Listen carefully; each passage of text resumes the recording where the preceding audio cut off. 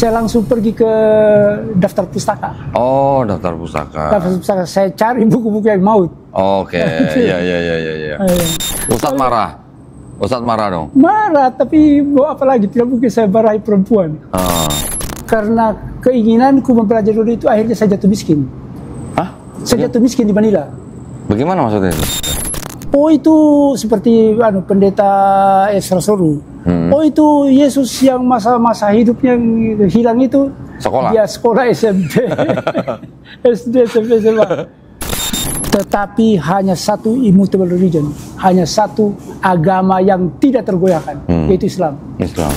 Tuhan bukan manusia, Tuhan bukan anak manusia, Tuhan tidak bisa berubah. Sedangkan di Kristen tiba-tiba Tuhan itu bisa menjelma jadi manusia. Kan begitu, Ustaz? Jadi, itulah pekerjaan Paulus.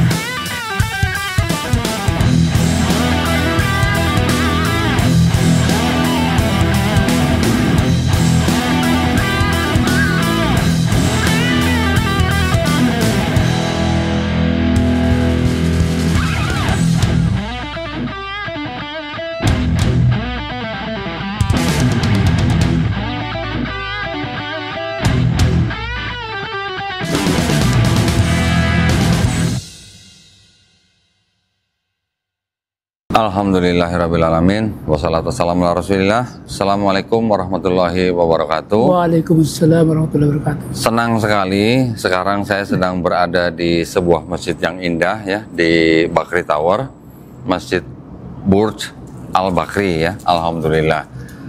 Dan saya sekarang sedang bersama dengan seorang, boleh dikatakan legenda hidup nih, Masya Allah ya, Dr. Sanihu Munir. Ustaz, Assalamualaikum, Ustaz, sehat Ustaz ya? Waalaikumsalam warahmatullahi wabarakatuh. Masya Allah. Beliau ini yang saya tahu adalah dulunya seorang debater muslim yang sangat handal ya. Dulu waktu saya masih kafir, saya juga nonton videonya beliau. Masya Allah. Ya, jadi memang semuanya sudah qadarullah ya Ustaz ya. Alhamdulillah sekarang saya bisa bertemu dengan Ustadz Sanihu Munir. Saya ingin berbincang-bincang nanti ya mengenai mungkin sedikit perjalanan Ustadz Sanihu Munir dulu, boleh ya? Oh iya. Ketika bagaimana bisa menjadi seorang kristolog gitu. Siapa yang nyuruh gitu ya? Mengungkap misteri masa lalu. Misteri masa lalu. Lah kan kita gini, kalau kita mengenal seseorang kan kita harus tahu gitu ya latar belakangnya Ustadz ya. Siapa yang suruh jadi kristolog begitu. Nah. Ya, terus bagaimana dulu perjuangannya, kan itu yang kita perlu tahu Ustaz. Supaya bisa menjadi inspirasi buat kita gitu ya Ustaz ya. Alhamdulillah kita nanti juga mungkin kita lanjutkan dengan sedikit perbincangan tentang materi-materi yang sering digunakan dalam perdebatan ya Ustaz ya. Itu juga sangat penting. Mudah-mudahan nanti bisa membawa manfaat buat para pemirsa ya. Baik, supaya nggak lama-lama, saya langsung saja mau berondong pertanyaan kepada Ustadz Sanihu Munir. Masya Allah. Ustadz, mulai usia berapa Ustadz menjadi kristolog? Saya menjadi kristolog itu di Manila. Oh, malah di Manila? Ya. Bukan di Indonesia? Ya, di Manila. Kok bisa di Manila? Ya, peristiwanya unik.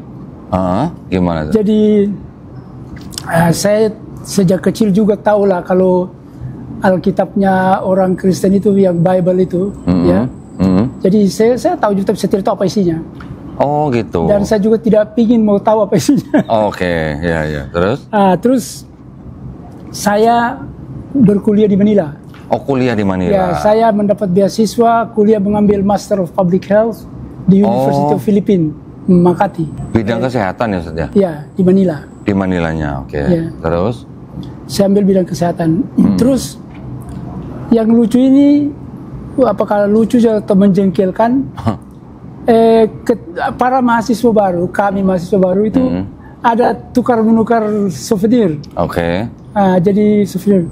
Saya itu secara kebetulan partner Filipina saya itu perempuan, Carmen Ramos. Katolik. Oh, terus? Ya kalau Filipina itu rata-rata mayoritas ya Katolik ya. Terus waktu tukar menukar tanda mata itu, ternyata saya diberikan Alkitab. Bible. Iya. Saya emosi luar biasa sampai ubun-ubun.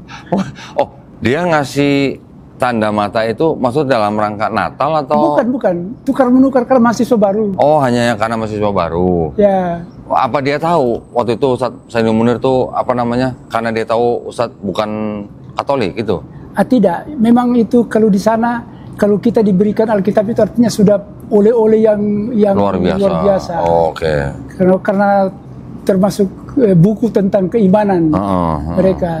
Tapi saya kan Ustadz marah dong. Marah, tapi mau apa lagi? Tidak mungkin saya marahi perempuan. Jadi terus? Waktu itu saya mau apakan ini? Andai kata saya tidak terlalu beriman itu, bisa robek-robek gitu. Iya. Tapi akhirnya saya ambil juga tuh. Saya bawa pulang ke rumah. Malah dibaca malah. Belum baca. Oh, belum baca. saya mau tahu dia ada apa dalam ini. Iya. Terus? Terus ketika waktu itu saya diberikan itu,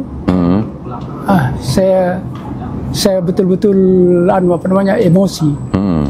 Ketika itu, tapi pada malam itu juga ini buku-buku yang saya paling benci, yang saya benci. Tetapi saya tidak tahu apa isinya. Kenapa saya tidak baca dulu? Supaya saya tahu kalau saya benci itu memang harus pantas dibenci. Terus dari mana saya memulai? Al-Quran saya juga tidak biasa bacanya, juga sebatas hanya untuk sholat dan sebagainya. Apalagi Alkitab. Saya tidak tahu apa isinya. Akhirnya setengah malam saya berdoa, ya Allah, tolong tunjukkan ini Alkitab ini yang benar atau Al-Quran. Pada waktu itu saya punya Al-Quran terjemahan yang dari Arab Saudi. Jadi waktu itu saya termenung begitu, ngapain saya membenci Alkitab padahal saya tidak tahu isinya. Akhirnya saya pikir-pikir, bagaimana caranya saya mau tahu. Datang di pikir saya. Al-Quran cerita tentang Nabi Isa.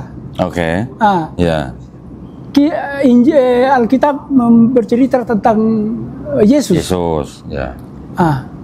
Jadi berarti apa ini? Berarti ini orang-orang satu. Tetapi kalau kita pertengkarkan berarti ada yang tidak sinkron ini. Akhirnya dari mana saya? Kalau Al-Quran kan saya sudah baca. Saya pun masih kecil sudah hatam Al-Quran. Tetapi Alkitab ini bagaimana? Akhirnya saya tahu. Di dalam Alkitab ini ada cerita tentang Nabi Isa. Ada dalam Al-Quran juga cerita tentang Nabi Isa. Akhirnya, saya mau mulai dari mana ini? Alhamdulillah, saya ada Al-Quran bahasa Inggris. Dan kemudian kalau Alkitab juga bahasa Inggris kan saya bisa mengertikan. Waktu itu saya dapatkan dari Al-Quran yang menceritakan tentang Jibril datang ke malaikat Jibril alaihissalam. Maria, engkau akan melahirkan seorang anak laki-laki yang akan dinamakan Isa Al-Masih. Tentu di Alkitab juga begitu. Saya cari, akhirnya ada. Saya dapatkan itu kalau saya tidak salah. Lukas ayat 135 barangkali. Pasal 1 ayat 35. Ya, itu kan. Dikatakan jawab malaikat itu kepadanya, Roh Kudus akan turun atasmu dan kuasa Allah yang Maha Tinggi akan menaungi engkau. Sebab itu anak yang kau lahirkan itu akan disebut kudus, anak Allah. Jadi itu ternyata ada cerita tentang Yesus sama di Al-Quran ada, di Alkitab ada. Terus saya terhenyak. Kenapa cerita cerita tentang Yesus atau Isa Al-Masih di Al-Quran begini indah, kenapa cerita Isa Al-Masih atau Yesus Kristus di Alkitab ini dia kok seperti ajaran penyembah berhala? Ya kan karena apa namanya, dia ini apa namanya itu, cerita tentang Yesus yang ada di dalam Alkitab itu cenderung ke ajaran penyembah berhala. Ya. Jadi bagaimana pada waktu itu di Alkitab kan, bagaimana aku bisa mendapatkan anak sementara tidak ada laki-laki yang menyentuh aku. Itu di Alkitab juga begitu. Saya kagum dengan jawaban Al-Quran di dalam Quran. Ya, saya sendiri sudah jarang baca Al-Quran, jarang baca Alkitab. Ayat-ayat itu ada lupa-lupa juga. Jadi sampai dengan apa namanya, sebelum kelahiran, sebelum deklarasi akan anak itu, kalau di dalam Islam kan jadi tidak ada masalah kan, Maryam karena hal tidak mungkin. Jadi dia merasa tidak mungkin. Ya, tidak mungkin. Ya kan, karena apa namanya, Maryam melahirkan anak sementara tidak ada yang memiliki suami. Dalam Al-Quran juga ya begitu kan, bahwa dia akan melahirkan anak, apa itu, deklarasi dari atau firman dari Allah bahwa engkau akan mendapat anak. Dan pada Allah itu tidak ada yang mustahil karena kun fayakun, jadilah Yesus. Kan juga ada ayat yang semisal penciptaan Isa Al-Masih dengan Adam alaihissalam. Adam diciptakan dari tanah liat, Nabi Isa alaihissalam diciptakan hanya dengan kun fayakun. Kun fayakun, begitu. Tetapi ini yang di Kristen, kok kenapa harus malaikat turun ke atasnya? Itu kan, dan akhirnya lahir. Jadi berarti ini ada terjadi apa namanya itu, hubungan antara malaikat dengan Maria. Dan itu kan bagi kita kan tidak masuk akal, bukan begitu ceritanya. Itu. Jadi seolah-olah kayak semacam ada interaksi atau ada sebuah apa yang namanya pertemuan antara wanita dan malaikat yang menghasilkan Yesus gitu ya. Apalagi kan kalau kita melihat di bahasa Inggrisnya, kalau Bible kan John 3:16 bahwa Jesus kan the only begotten son.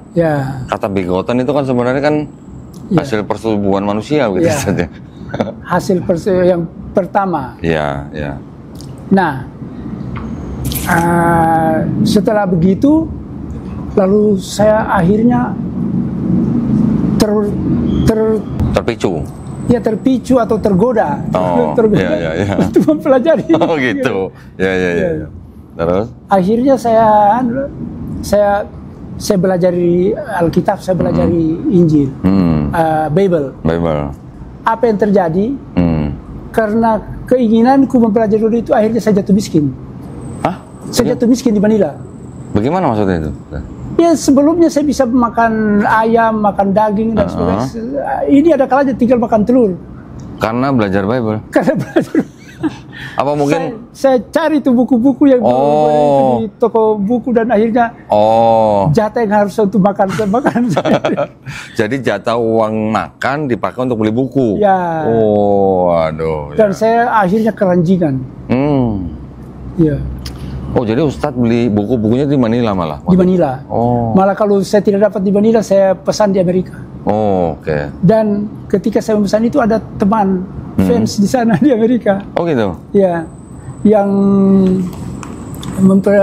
yang siap mensuplai saya dengan buku-buku. Dari Amerika? Oke. Ada kalanya dia berikan saya itu 32 buku, 20 buku.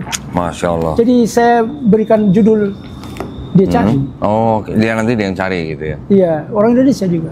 Loh, waktu itu Ustadz itu bisa mencari-cari buku itu dari membaca artikel atau dari mana? Oh tidak, jadi kalau saya baca buku, saya langsung pergi ke daftar pustaka. Oh, daftar pustaka. Daftar pustaka, saya cari buku-buku yang maut. Oke, iya. Jadi berapa lama Ustadz Sanihul Munir di Manila itu untuk belajar yang tadi apa? Dokter itu, kesehatan itu? Kuliahnya itu sampai tidak selesai. Iya, berapa tahun itu? 4 tahun? Itu 5 tahun. Oh, 5 tahun. Iya. Setelah itu kembali ke Indonesia atau bagaimana? Belum. Masih di Manila terus? Saya di Manila terus. Karena apa? Oh. Saya tergoda dengan perdebatan-perdebatan. Oh, gitu. Debat live di di mana? Di Taman Rizal. Oh, maksudnya face to face? Iya. Face to face di taman gitu? Iya. Oh, itu boleh ya di sana ya? Iya, jadi begini. Itu debatnya itu setiap malam Senin dan malam Sabtu. Kalau malam Senin di Luneta di Taman Rizal, kalau yang malam Jumat malam di Plaza Miranda, itu di dekat Masjid Quiapo. Oh, boleh ya di sana gitu ya? Ya di sana. Oke. Ciri khasnya di sana itu, yang pendebat-pendebat itu, mereka nikmati itu. Jadi mereka kelihatannya bukan ingin menang kalah, tapi bagaimana menikmati itu perdebatan. Menikmati. Ya. Oh, sebagai suatu seni atau ilmu. Oke. Ya. Jadi yang lucu itu sebelum berdebat kita tidak saling kenal. Oh gitu. Iyalah, datanglah Katolik atau datang Protestan atau datang Jehovah's Witness. Situ kita berdebat kita tidak saling mengenal. Tetapi begitu sesudah berdebat, kita duduk bercanda, minum kopi bareng. Ya. Sementara kalau di Indonesia berantem, baku hantam. Jadi di sini tuh yang dicari benang kalah. Kalau di sana dinikmati itu ilmu. Oke. Dinikmati itu debat. Ya. Gitu. Jadi berapa lama akhirnya Ustadz Sanihul Munir di Filipina? Hampir 20 tahun. Wih. Loh, jadi menikah juga di sana? Tidak menikah, sudah punya istri baru ke sana. Oh, ke Manilanya setelah punya istri. Ya, jadi sekitar 5 tahun itu jarang pulang, tapi sudah itu saya sering pulang karena saya membantu tim promosi produksi Indonesia di Filipina. Oh, begitu. Iya, saya pulang ke Solo, ke Jogja, ke Bali untuk membeli souvenir. Souvenir itulah kemudian saya bawa ke sana dijual. Oh gitu. Oh iya. Dijual di Filipina? Iya. Iya. Kalau jualnya itu biasanya saya punya trik itu bikin pameran. Pameran produksi Indonesia, di situ kita jual itu barang. Yang lucunya itu barang, itu souvenir itu saya bawa ke Manila, itu di pesawat, ini barangnya berapa? 300 kilo, gitu. Terus saya kasih lihat surat dari duta besar, untuk saya melakukan promosi, pameran promosi. Sudah akhirnya gratis. Oh gitu, tidak bayar apa-apa? Tidak bayar apa-apa. Iya. Terus jadi akhirnya 20 tahun usaha Sanihul Munir, hampir 20 tahun di Filipina, belajar kristologi. Iya. Terus kembali ke Indonesia gitu. Ya. Nah, setelah kembali ke Indonesia jadi gimana? Sudah jadi kristolog. Sudah jadi kristolog. Iya, malah kesehatan saya sudah tidak gubris. Malah nggak diurusin ya kesehatan. Iya. Akhirnya gimana? Jadi saya sering melihat Ustadz Sanihul Munir kan berdebat face to face ya dengan para pendeta ya di Indonesia ya. Waktu itu masih ingat Ustadz dengan siapa saja waktu itu? Ya, saya masih dengan Dr. Cahyadi Nugroho. Dia di Solo atau Jogja orang kan? Ya di Solo. Sudah itu dengan Robert ada Martin Sinaga, pendeta juga itu. Pendeta juga. Itu yang dikomentari sama Babang Nursena, dia marah. Oh, kenapa karena marah? Katanya ini pendebat Kristen dipermain-mainkan. Tidak berkutik. Oh gitu. Iya. Terus dia bilang, itu kalau Munir itu segojangan. apa itu maksudnya Ustaz? Ya, itu ayam sayur. Oh gitu. Terus? Ya, dia sakit hati karena betul-betul saya bikin KO itu yang Martin Sinaga itu tadi. Oke. Kurang lebih sudah berapa kali melakukan perdebatan itu Ustaz? Perdebatan yang di Indonesia? Bisa lebih 10 kali. 10 kali lebih ya? Iya. Masya Allah. Ya. Dan itu saya betul-betul ada beban. Beban apa Ustaz? Ketika saya sering berdebat ke sana kemari, kan saya keliling Indonesia, belum ada seperti Bapak di saya waktu itu kan, dan sekali Bapak. Nah, selalu kalau saya sudah berdebat itu, mereka bertanya, Pak Ustaz, kalau Pak Ustaz tidak ada siapa gantinya? Itu saya terpukul betul. Saya terpukul dan saya merasakan ini betul-betul kalau saya ditanya Tuhan, ilmu yang kau dapat ini kau baktikan untuk apa? Siapa yang kamu sudah ajari dan sebagainya?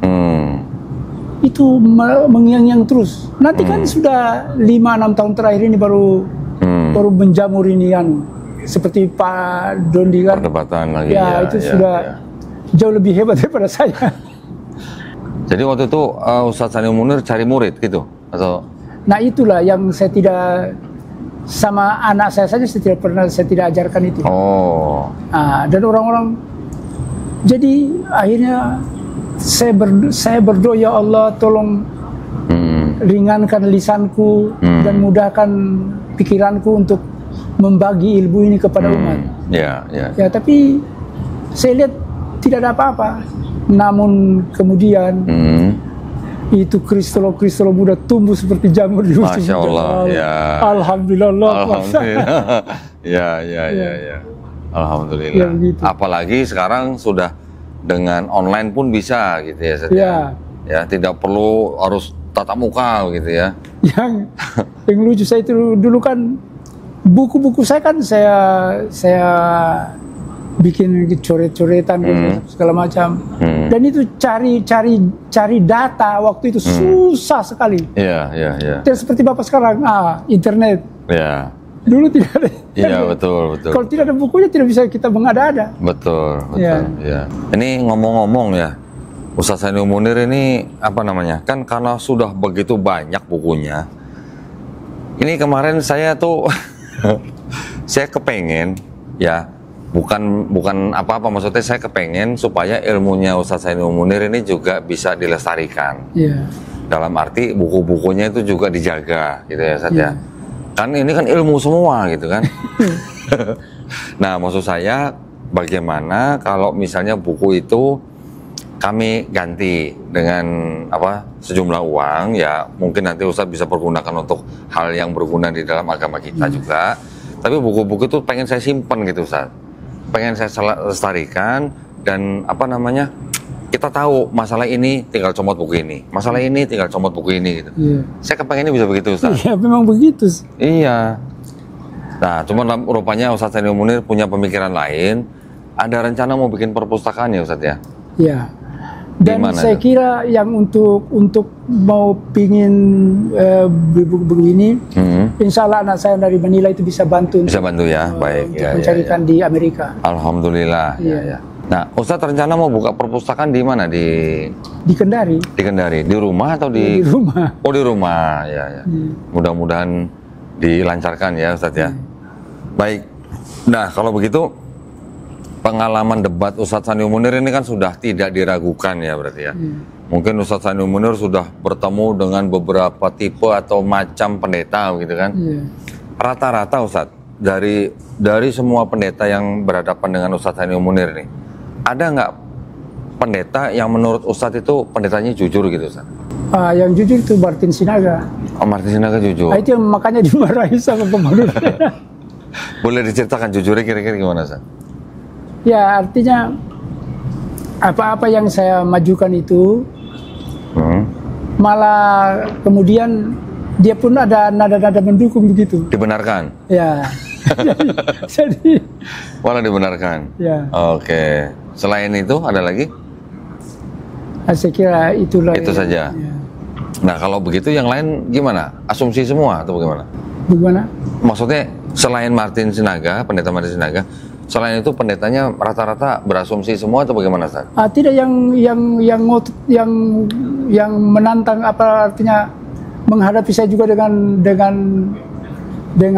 argumentasi itu Robert pokoknya Robert Dr. Robert apa ya? Di Bandung. Oh, tapi rata-rata argumentasi para pendeta itu hanya berdasarkan Bible atau berdasarkan juga dari literasi yang lain? Jadi ini yang saya mau ungkapkan malam ini mengenai Kristen. Kalau Kristen baca Bible itu 100% benar menurut mereka. Menurut mereka, ya. Nah, tapi mari saya bacakan di buku ini. Ya. Mudah-mudahan yang dengar Ya. buku ini, kutipan dari buku ini bisa berpikir. Ini apa katanya? Only if we are straining to read the synoptic in the wrong way, will we fail to see the problem. We will fail to see the problem. Ya. Kita akan gagal melihat masalahnya. Oh, if we only apa tadi? If we are straining. Nah, hanya kalau kita ngotot to read the synoptic in the wrong way, membaca kitab dengan cara yang salah, maka baru kita gagal melihat problem. Tidak bisa melihat masalahnya apa. Oh, jadi semacam kayak imani saja gitu ya. Jadi berarti kalau para pendeta atau orang Kristen yang membaca buku Alkitab apa segala macam tidak ada apa-apa, bagus-bagus saja, berarti mereka sudah salah baca. Salah membaca Alkitab. Dan ini semua pendeta semua salah membaca Alkitab. Karena kan mereka mau bangga. Itu bukan harus dibanggakan, harus ditangisi itu kan. Itu mohon maaf, Ustaz, itu buku apa, Ustaz? Itu buku judulnya apa, Ustaz? Jesus Alive. Jesus Alive. Yang tulisan dari A.N. Wilson. A.N. Wilson. Iya. Ya. Jadi kalau saya sudah dengar argumennya pendeta, saya ketawa mengingat kutipan di buku ini. Iya. Saya paham maksudnya ya. Iya. Memang gimana ya? Ini kan. Ya Pak Doni juga pasti menghadapi orang-orang begitu. Ini kan masalahnya kan masalah perspektif ya, Ustaz ya. Iya. Perspektif kan setiap orang memang bisa berbeda-beda. Iya. Tetapi maksud saya di dalam kitab mereka itu mereka punya perspektif Kristen. Tetapi kan kita tidak boleh lupa, Ustadz, bahwa separuh daripada kitab mereka itu kan punya orang Yahudi. Yang mana perspektifnya Yahudi itu berbeda dengan perspektifnya orang Kristen. Kan begitu, Ustadz ya? Jadi contoh misalnya seperti konsep Mesias.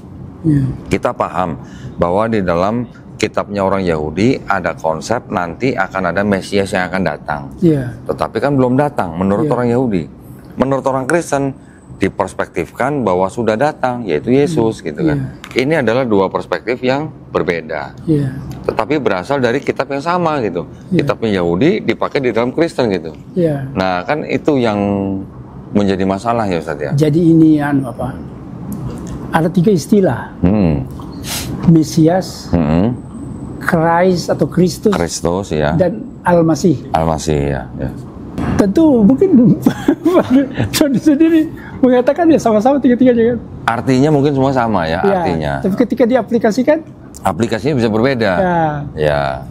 Jadi ketika kita membaca Innamal Masihu Isa bin Maryam, Rasulullah. Sesungguhnya Al-Masih itu Rasul. Itu konsep Islam. Kemudian konsep Yahudi. Mesias itu adalah raja. Bisa raja. Panglima perang. Bisa raja, bisa imam, bisa nabi. Imam atau nabi yang harus menang. Harus menang. Kalau dia kalah bukan Mesias. Terus? Sementara kalau di Kristen, Kristus Masya Allah. Juru selamat. Ada segala macam gelar yang tidak sesuai. Itulah karena inilah yang kembali juga tadi. Ya. Baik-baik saja dia baca. Akhirnya dia baca secara salah. Ya. Nah itu. Jadi kalau di Kristen gelar itu semua diborong gitu ya untuk Yesus gitu ya. Ya. Mau nabi, mau guru, mau tuan, mau junjungan, mau Tuhan sekalipun itu semua diborong ya. Iya. Kenapa apa itu, Paulus memborong itu Iya betul. Kan masih banyak yang belum tahu ini. Iya. Mengapa sih Paulus ngotot? Karena dia memiliki konsep Mesias yang diterapkan kepada Yesus yang harus menang dari yang lain. Gitu. Ya. Ya. Ya jadi kalau misalnya Krishna kasih makan orang, Yesus juga harus begitu. Oh, menyamakan. Ya. Kalau misalnya mitra, ini ada mitra. Tadi Krishna Hindu. Ini mitra dari Persia. Mitra dari Persia. Ya. Tuhan Kristus. Ya, mitra ini disalibkan. Saya punya bukunya, Ustaz. Iya. Ini ada sebutan yang luar biasa nih, Ustaz. Sebentar, Ustaz ya.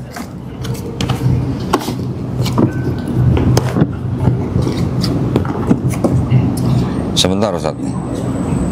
Ini Ustaz bicara tentang mitra, saya jadi langsung ingat. Di mana ya?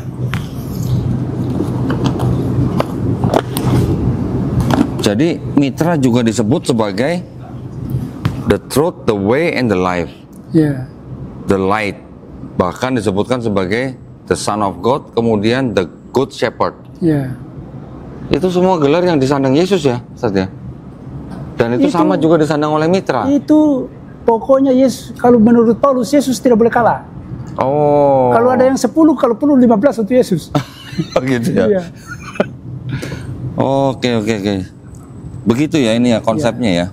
Dan dewa-dewa pada waktu itu, dewa-dewa Romawi Yunani itu sudah berkurang dia punya kehebatannya. Ini ada buku ini, Ustaz, The Greatest Celestial Deception by Sam Oputa. Yeah.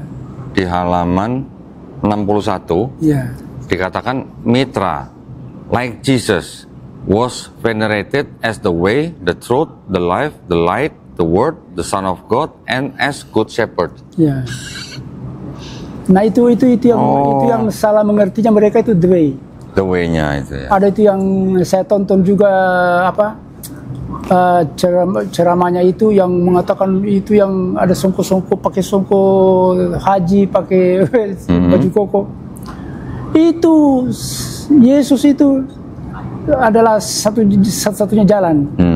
Orang Islam kok masih tunjukilah kami jalan yang lurus. Di surat Al-Fatihah. Ini ya, padahal ini sudah ada jalan yang lurus.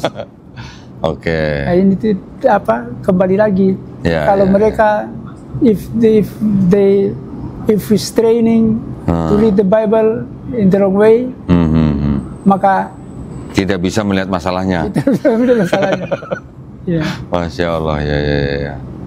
Nah, berarti memang masih banyak orang Kristen yang memandang bahwa kita ngakunya selamat, tapi setiap hari masih minta ditunjuki jalan yang lurus, gitu ya. Atau nggak apa itu jalan? Mereka pikir bahwa jalan lurus itu Yesus gitu ya. Iya. Nah, padahal kan bukan begitu konsepnya. The Gentile church which grew up after the first generation of witness had died would have no understanding of this first generation Jews following of the way. Para penyembah berhala, nah ini ya, orang-orang Gentile. Para penyembah yang hidup pada masa generasi pertama ini, pengikut Yesus sudah meninggal.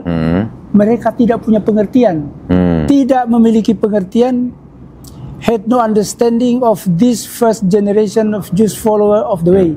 Tidak ada pengertian tentang pengikut jalan lurus. Nah, as they called the disciple of Jesus. Oh. Jadi pengikutnya jalan lurus ini adalah pengikutnya para nabi. Ya kan? Makanya dikatakan, ya Allah ihdinas siratal mustaqim, tunjukilah kami jalan yang lurus. Yang mana jalan yang lurus? Siratal ladina an'amta alaihim, adalah jalannya orang-orang yang diberi nikmat sebelumnya. Iya, betul. Terus kita bilang lagi, ya Allah, ini berseliweran ini petunjuk jalan yang lurus, jalan lurus dari para pendeta ini. Apakah ini juga jalannya pendeta ini jalan yang lurus? Oh no. Ntar dulu. Ghairil maghdubi alaihim. Bukan. Jangan setiap orang yang mengklaim jalan lurus itu betul-betul jalan lurus. Mereka itu adalah jalan sesat juga. Iya. Ya, Masya Allah. Jadi setelah... Jadi tunggu dulu. Gimana? Ini jalan yang lurus ini adalah jalannya para nabi. Ya. Mari kita lihat lagi di sini. Ini judulnya apa nih, Ustaz? The Decline and Fall of the Roman Empire. Oh. Kejatuhan kekaisaran Romawi ya. Ya. Jadi mungkin dari situ tadi kita sudah mengetahui ya latar belakang tadi Ustadz Sanihul Munir menjadi seorang kristolog yang hebat gitu ya. Nah, jadi hampir 20 tahun di Manila ya Ustadz ya. Iya. Terus setelah Ustadz belajar, pernah nggak waktu itu Ustadz memperhatikan bahwa di dalam Bible mereka, di dalam kisah-kisah yang ada di dalam gospel ya Ustadz ya, itu kan ada kisah kehidupan Yesus yang terputus dari usia 12 tahun sampai tiba-tiba muncul kembali sudah usia 30 tahun gitu Ustadz. Iya. Nah, itu menurut Ustadz Sanihul Munir gimana? Salah satu di antaranya ini. Was Jesus a revolutionist? Waduh. Itu tulisan siapa Ustaz? Martin Hengel. Martin Hengel. Jadi orang pusing dan semua mereka-reka. Oh itu seperti pendeta Ezra Soru. Oh itu Yesus yang masa-masa hidupnya hilang itu sekolah. Dia sekolah SMP. SD, SMP, SMA. Betul. Saking nggak ada jawaban kali mungkin ya Ustaz ya. Ini saya bacakan lagi di halaman 655. Ya. Six legislator. Huh? 3 pembawa undang-undang. 6 atau 3 Pak? 6 berarti. Ini bukunya bilang, kalau kita barangkali cuma 3 kan, tapi ini dia bilang 6. 6 legislator of transcendent brightness have announced to mankind the 6 successive revelation of various rights but of one immutable religion. One immutable religion. Oh.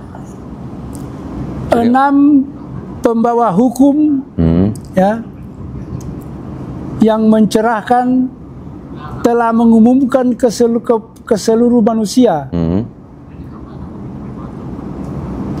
6 undang-undang yang masing-masing berbeda. Undang-undang yang masing-masing tampil sendiri-sendiri kan. Tetapi hanya satu immutable religion, hanya satu agama yang tidak tergoyahkan, yaitu Islam. Jadi yang tadi maksud 6 legislator itu mungkin Adam. 6 nabi-nabi. Adam. Ini Adam malah dia mulai dari Adam. Adam, Noah alaihissalam, Abraham alaihissalam, Moses alaihissalam, Christ, Yesus Christ, Jesus alaihissalam, terakhir baru Nabi Muhammad SAW. Makanya ihdinas siratal mustaqim siratal ladzina an'amta alaihim. Ini diumumkan oleh orang Kristen ini.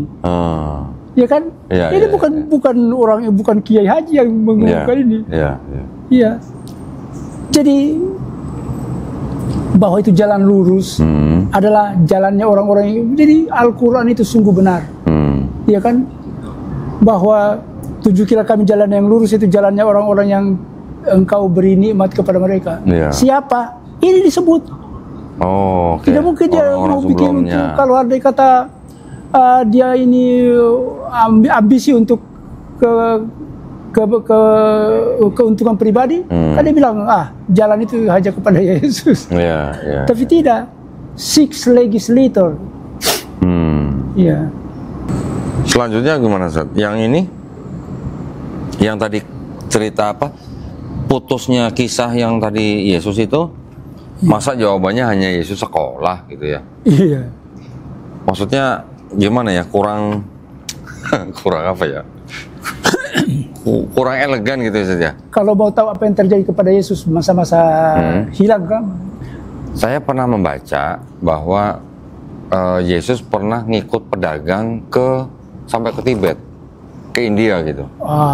Itu teori ya, itu tulisan. Itu kita simpan saja dulu itu. Tapi ini kita sekarang bicara fakta.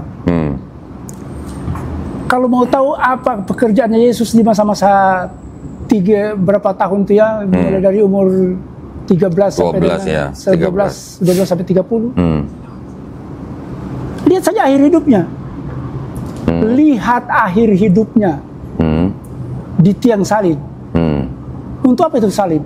Adalah untuk para pengkhianat, pemberontak, dan musuh kerajaan Romawi. Yesus, kan orang bilang katanya dibawa ke mahkamah agama. Ke mahkamah agama apa? Masa mahkamah agama memutuskan hukuman salib? Tidak mungkin. Kalau dia melanggar hukum Taurat, pasti dia dirajam dengan batu. Ya kan? Itu. Tapi kan dia kan juga disebut rabi ya. Ya, bahkan oleh Yudas menyebut Yesus kan sebagai rabi. Nah, berarti kalau untuk menjadi rabi kan memang waktu dari remaja itu kan dia belajar menjadi rabi ya. Ketika dia sudah bisa berceramah di depan banyak orang, dia sudah menjadi rabi. Artinya kan memang dari remaja sampai dia melakukan pelayanan itu kan, ya dia belajar menjadi rabi gitu. Tetapi kalau dalam tradisi Yahudi, yang namanya rabi kan syaratnya harus menikah. Sudah menikah itu pasti gitu. Nah, sedangkan di Bible, di Gospel, 4 Gospel tidak pernah diceritakan bahwa Yesus menikah ya. Kau tahu mengapa menikah? Itu hukum pertama dalam Taurat. Hukum pertama. Dan Yesus tidak ingin meniadakan hukum Taurat. Betul. Dia akan mengikutinya semua. Dan hukum yang pertama di dalam Alkitab, kalau kita buka Alkitab, adalah multiply. Berproduksi, memenuhi bumi dengan anak keturunan gitu ya. Itu. Yesus tidak akan menghilangkan salah satu setitik pun dari hukum Taurat sebelum semuanya terjadi. Jangan sebelum semuanya terjadi, sebelum semuanya ditaati. Itu juga itu salah, salah lagi seperti tadi kan. Kalau itu gini, itu kalau dari pandangan orang Kristen, Ustaz, yang dikatakan bahwa lebih mudah langit dan bumi hancur daripada satu iota pun dihilangkan dari hukum Taurat sebelum semuanya terjadi. Sebelum semuanya terjadi ini oleh orang Kristen ditafsirkan bahwa itu adalah peristiwa penyaliban Yesus di atas kayu salib. Jadi menurut ajaran Paulus bahwa hukum Taurat yang dibawa, yang tidak dikatakan tidak dihilangkan oleh Yesus itu batalnya ketika Yesus mati di atas kayu salib gitu. Ajaran Paulus gitu ya. Sebelum semuanya terjadi, ini betul-betul perkosaan terhadap terjemahan. Harusnya Pak. Harusnya sebelum semuanya dilakukan. Hukum Taurat ini dilakukan semuanya. Itu. Jadi tidak akan satupun dihilangkan satu iota atau satu titik pun dihilangkan hukum Taurat sebelum semuanya terjadi. Dalam bahasa Inggrisnya before all done gitu. Sebelum betul. Before it's done. Oh gitu ya, Ustaz ya. Oke, berarti ada kembali lagi ke sini. Iya. Terkecuali kita membaca Alkitab dengan cara yang salah. Maka kita tidak bisa melihat masalahnya gitu. Baru kita tidak. Baik. Ini sebuah poin yang baru buat saya. Ya. Saya memang juga punya beberapa buku yang tulisan-tulisan tentang dari Kristen-Kristen liberal. yang mungkin disebut liberal, tetapi sebenarnya mereka juga historian gitu Ustaz. Iya. Ya, ahli sejarah sebenarnya. Yang mana mereka bisa membuktikan bahwa di dalam ajaran Kristen itu ternyata memang mengadopsi paganisme Romawi dan Helenisme Yunani gitu. Nah, menurut Ustaz bagaimana paganisme Romawi dan Helenisme Yunani Ustaz, di dalam Kristen? Ada contekan kayaknya ini. Ya. Jadi agama dunia, Paulus mencabut Kristen dari akar Yahudinya, membawanya ke para penyembah berhala dan dijadikannya agama dunia. Itu yang ngomong siapa Ustaz? Hayam Makobi dalam bukunya The Mythmaker, halaman 184. The Mythmaker. Ya. Harus beli berarti saya bukunya nih nanti. Paulus mencabut Kristen dari akar Yahudinya. Oh. Kristen dulu itu kan sektenya Yahudi. Iya. Dan membawa apa? Dan membawanya ke penyembah berhala. Oke. Dan akhirnya dijadikan agama dunia. Itu pernyataan yang sangat berani ya Ustaz ya. Jadi itu kan agama langit itu kan Islam dengan Yahudi. Tadinya ini Kristen masih Nasrani. Iya. Itu kan dia menjadi salah satu cabang Yahudi. Cabang, iya. Ternyata jadi sempalan gitu ya. Iya. Jadi Kristen ini adalah sempalan yang terbesar dalam agama di dunia ini. Iya, betul. Iya tuh. Karena gini Ustaz ya, kalau saya memandangnya begini, bahwa ada kitab yang ini Ustaz, kitabnya, nah ini kitab yang awal-awal kan ini, kitabnya orang Yahudi yang disebut dengan Tanakh ini Ustaz. Iya. Ya kan? Ini kan walaupun ditulis apa namanya, oleh orang-orang yang boleh dikatakan masih murni mengikuti hukum Taurat, tetapi walaupun di dalamnya banyak kontradiksi, tetapi kan konsep Tuhannya dan konsep keselamatannya dan konsep Mesiasnya ini kan berbeda semua dengan Kristen Ustaz. Iya. Ya kan? Konsep Tuhannya di sini, Tuhan bukan manusia, Tuhan bukan anak manusia, Tuhan tidak bisa berubah. Sedangkan di Kristen tiba-tiba Tuhan itu bisa menjelma jadi manusia. Kan begitu Ustaz? Jadi itulah pekerjaan Paulus. Iya. Gitu ya? Iya. Paulus itu dia ketika dia ini kan gara-gara juga apa namanya, katanya mati dan bangkit kembali. Itulah akhirnya dia jadi agama misteri. Oh. Ini Tuhan jadi Yesus jadi Tuhan agama misteri oleh Paulus. Oke. Jadi sebenarnya Kristen itu kalau boleh bisa dikatakan penerus agama misteri yang sebelum-sebelumnya gitu. Kan sudah ada apa tuh namanya yang di Babilonia dengan Tamrus, Semiramis, belum lagi nanti di Mesir ada Horus, Isis, Ra. Nanti di India ada apa namanya? Trimurti. Belum nanti di Persia ada Ahura Mazda, ada Mitra dan sebagainya. Itu kan bisa disebut sebagai agama-agama misteri ya Ustaz ya. Jadi Paulus kan dalam kehidupannya di Tarsus itu kan betul-betul dikuasai oleh ajaran penyembah berhala. Nah, ketika Paulus ini mendengar bahwa Yesus mati, kemudian kelihatan lagi berarti dia bangkit. Nah, inilah yang Paulus perjuangkan mati-matian sebagai Kristus yang baru. Sebenarnya kalau tidak ada Paulus, tidak ada itu Kristus yang akan, orang-orang tidak akan ke Kristus. Tapi karena Paulus. Karena ada Yakobus, Barnabas, yang saudaranya Yesus, yang sebagai soko guru jemaat di Yerusalem. Itu. Jadi kalau boleh dikatakan Ustaz, pendiri Kristen itu sebenarnya Paulus ya? Iya, di sini. Bukan Yesus ya? Yesus tidak tahu menahu tentang Kristen. Tidak pernah menyebutkan kata Kristen ya Ustaz ya? Tidak pernah. Nah, Kalau kita pelajari 4 gospel, Ustaz, yang dilakukan dan yang diajarkan oleh Yesus itu kan sebenarnya kan sama dengan akidahnya umat Islam ya, Ustaz ya. Sama dengan syariatnya umat Islam ya. Ya memang dari Tuhan yang sama. Dari Tuhan yang sama, betul. Walaupun misalnya, kan Yesus atau Nabi Isa alaihissalam ini kan orang Yahudi, ya kan? Mereka dikatakan kan telah menerima Taurat, Zabur, Injil. Yang mana syariat-syariatnya saja yang berbeda mungkin dengan yang kita sekarang lakukan. Tetapi kan akidahnya semua sama, Ustaz ya? Iya. Mereka kan tidak pernah mengajarkan Trinitas. Iya. Kan begitu? Iya. Dari mulai Nabi Ibrahim alaihissalam, dia juga tidak pernah mengajarkan Tuhan bisa punya 3 pribadi. Iya. Ya kan? Nabi Ibrahim alaihissalam juga mengaku ya Tuhan ya hanya 1 pribadi gitu. Iya. Terus kemudian dari Nabi Musa alaihissalam, Shema Israel, Adonai Eloheinu, Adonai Ehad.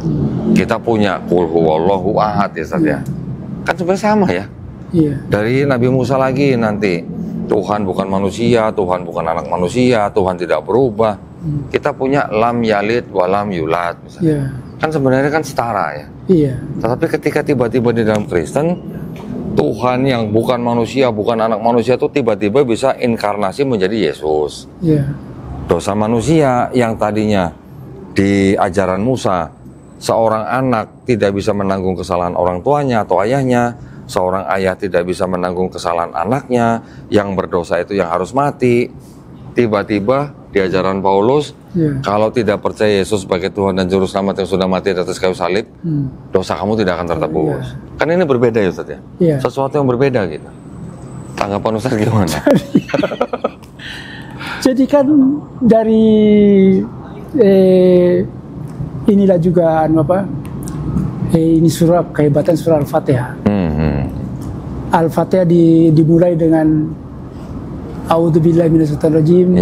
Kalau kita membaca Al-Quran kan, aku berlindung kepada godaan setan yang terkutuk. Bismillahirrahmanirrahim. Dengan nama Allah Maha Pengasih Maha Penyayang.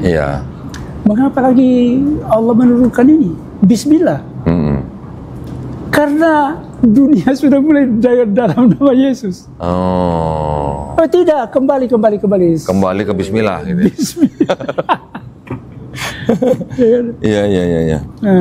Jadi yang maha kuasa, maha pemilik semuanya itu kan Allah. Iya. Bukan Yesus. Iya. Bismillahirrahmanirrahim. Alhamdulillahirabbil alamin. Ar-Rahmanirrahim. Maha Pengasih lagi Maha Penyayang. Iya. Mengapa ini kembalikan lagi ke Maha Pengasih Maha Penyayang? Karena yang Maha Pengasih Maha Penyayang itu sudah bukan lagi Allah, tetapi sudah kepada Yesus. Yang orang Kristen percayai gitu ya. Iya. Makanya harus kembali ke Allah Subhanahu wa taala gitu ya. Iya. Itulah. Iya. Baik, nah dari semua pengalaman Ustadz Sanio Munir nih,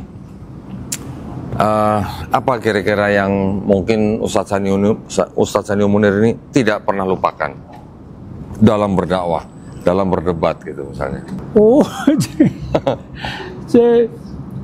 Ini ada sebelum berdakwah ini yang debat-debat di Filipina. Ya, ya. Gimana? Jadi saya itu giat sekali mengikuti debat-debat dan saya menonton. Pada waktu itu saya di Dewan Dakwah Islam Filipina. Oh, Dewan Dakwah ya? Ya, ada saya sama dengan saya punya mentor itu Isa Biago. Oh, oke ya. Jadi saya mulai pergi ikut-ikutan mendengar debat, baru mendengar belum berdebat. Iya. Lalu kemudian pada waktu itu saya juga mau berdebat. Saya kestas benda dia ini. Dia orangnya masih muda tapi guru saya. Oh ya. Pak Isa Biago. Saya juga mau berdebat. Jangan berdebat, kau belum bisa masuk gelanggang. Terus? Akhirnya saya merengek begitu minta ikut. Belum waktunya. Tapi saya ngotot, oke kalau kau mau paksa berdebat silakan. Terus? Akhirnya saya pergi waktu itu pada malam malam Minggu, malam Senin berdebat. Sekarang dicarikan, siapa yang mau, ini ada orang Islam mau berdebat. Itu masih usia berapa tuh, Ustaz? Saya sudah mengambil program doktor. Oh, berarti udah hampir 30? 60. Umur 60? Iya. Oke. Oh, berarti 50-60 gitu. Oke, ya. Terus. Jadi saya ngotot, saya bilang, akhirnya dicarikan, ada Katolik masih muda orangnya. Di arena yang debat itu? Ya, sudah. Ya. Ayo, juri, siap. Oh, ada jurinya? Ya, ada jurinya. Oh, terus? Ya. Sudah itu, saya mulai dulu, dia bilang Katolik. Maju ke depan. Dia bilang, tahu gak kalian hai orang-orang di Luneta ini, Nabi Muhammad itu adalah nabi palsu. Wih, langsung berkunang-kunang mataku. Saya tidak pernah mendengar nabiku dihina seperti itu. Iya. Terus? Saya tidak bisa bicara. Oh. Dia bilang, sampai betul kan saya bilang, kau belum saja masuk debat. Paham. Jadi maksudnya untuk berdebat itu tidak hanya ilmu yang diperlukan ya Ustaz ya, tapi kestabilan emosi juga ya Ustaz ya. Karena saya tidak pernah dengar Nabi saya dihina begitu. Betul. Ya. Oke, jadi itu juga pelajaran berharga ya Ustaz ya. Iya. Jangan kita mengedepankan nafsu, tapi kita belum bisa mengendalikan emosi ya. Sering kita dengarkan debat di YouTube ini kan ada sampai maki-maki sebetulnya. Iya. Begitulah. Oke. Ya. Untung saya tidak tersulut emosi maki-maki orang. Setelah mendengar itu bagaimana Ustaz? Diam? Saya tidak bisa lagi berdebat. Tidak jadi berdebat? Tidak jadi berdebat. Waduh, itu jadi pengalaman yang pertama, tidak bisa dilupakan itu Ustaz ya. Masya Allah. Terus akhirnya bagaimana Ustaz memperbaiki dirinya bagaimana? Ya sudahlah, saya di training. Oh, di training. Di training lagi. Hampir tiap hari di training. Akhirnya saya maju. Saya sudah memiliki kestabilan emosi. Sebelum berdebat saya berdoa juga. Maju lagi. Setelah maju lagi udah bisa berdebat Ustaz? Iya. Dan sesudah itu saya termasuk yang susah dikalahkan. Waduh, di situ ya, di Filipina itu ya. Iya. Wah, itu sangat menarik itu ya sebenarnya. Mungkin boleh sekali-sekali saya main ke sono Ustaz ya. Ya, bisa saja. Ini Ustaz nih dari Kendari, ini sekarang sedang di Jakarta untuk beberapa hari. Iya. Setelah ini Ustaz Sandy Munir mau ke Filipina. Iya. Untuk ada acara apa Ustaz? Menemui orang atau bagaimana? Atau menemui keluarga di sana? Ya, saya juga fasilitator kerjasama internasional perguruan tinggi. Oh, begitu ya. Oke, jadi ada urusan kegiatan pendidikan. Juga tadi kalau nggak salah dengar anak masih di Filipina Ustaz ya? Ya, anak di Filipina, dia di perusahaan Brasil. Perusahaan Brasil. Iya. Jadi Ustadz Sandy Munir ke Filipina sambil ngurusin kerjaan sambil nengok anak gitu ya? Iya. Waduh, sambil menyelam minum air gitu. Alhamdulillah. Baik, ini sepertinya sudah cukup ya, waktunya ya. Sebentar lagi kita akan melakukan sholat asar. Jadi saya mengucapkan banyak terima kasih buat Ustadz Sandy Munir.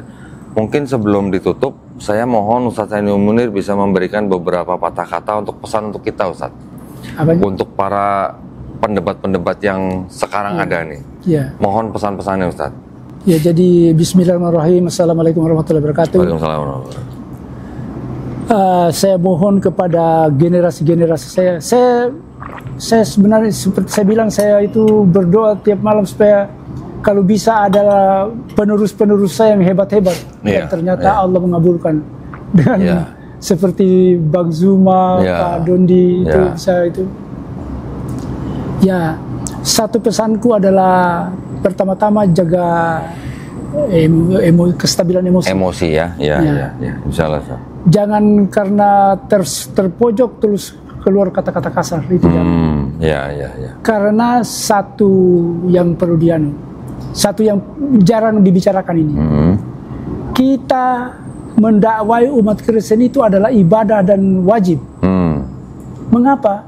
Karena mereka yang membawakan Wairil maghdubi alaihim waladdallin, yang kesesatan itu mereka sebarkan. ya kan? Dan saya kira saya juga malah menantang itu pendeta-pendeta. Ya, dengan ada kalanya saya bercanda saya dengan bayaran uang. Sampai saya pernah nantang Deki Ngadas 25 juta rupiah untuk membuktikan Yesus sebagai Tuhan. Dan sampai sekarang semua orang Kristen berkoar-koar tentang Yesus itu Tuhan. Tapi ketika saya tantang untuk membuktikan bahwa bahwa Yesus itu adalah Tuhan, tidak ada. Tidak ada yang berani. Tidak ada, sampai sekarang. Oke. Jadi berarti kan mereka sadar juga bahwa ketika mereka mempertahankan bahwa Yesus itu Tuhan, mereka sadar bahwa kelemahan-kelemahan ada di situ. Iya. Iya, jadi itu. Ya. Nah, karena juga Allah mengatakan untuk kita berdebat dengan cara yang baik dan bijaksana, maka marilah kita ikuti petunjuk dari Allah Subhanahu wa taala untuk berdebat dengan cara yang baik. Iya, dengan cara yang paling baik ya Ustadz ya. Ya. Baik, terima kasih banyak pesannya Ustadz Saniul Munir. Mudah-mudahan ya, ini insya Allah ya, mohon doanya para pemirsa. Insya Allah nanti teman-teman kita yang di Kendari Ustadz mau mengadakan acara di sana yang bertajuk Kendari Bertauhid. Nah, insya Allah mohon doanya, mudah-mudahan ikhtiar dari teman-teman kita yang di Kendari ini dimudahkan Allah Subhanahu wa taala ya. Saya akan mendukung. Insya Allah Ustadz, mohon doanya juga, nanti juga kita mau undang Ustadz Saniul Munir.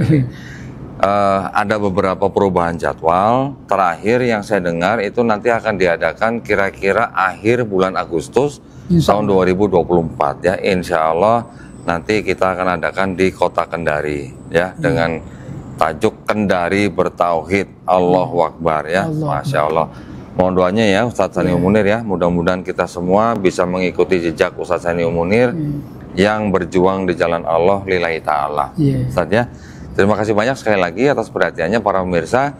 Buat para pemirsa yang ingin mendukung perjuangan dakwah kami, dipersilakan untuk mengirimkan ke BSI dengan nomor rekening 111889988 atas nama YPM At-Tauhid Jakarta, dan bisa mengkonfirmasikan ke nomor handphone 0813 9883 7007. Barakallahu fikum. Semoga partisipasi para pemirsa diterima di sisi Allah Subhanahu wa taala sebagai amal jariah ya. Amin ya rabbal alamin. Baik, kami pamit undur diri. Insya Allah kita akan berjumpa kembali di konten-konten selanjutnya yang lebih menarik. Akhir kata, wabillahi taufiq wal hidayah. Wassalamualaikum warahmatullahi wabarakatuh. Barakallahu fikum. Ustadz Saniul Munir, terima kasih banyak. Jazakallahu khairan katsiran.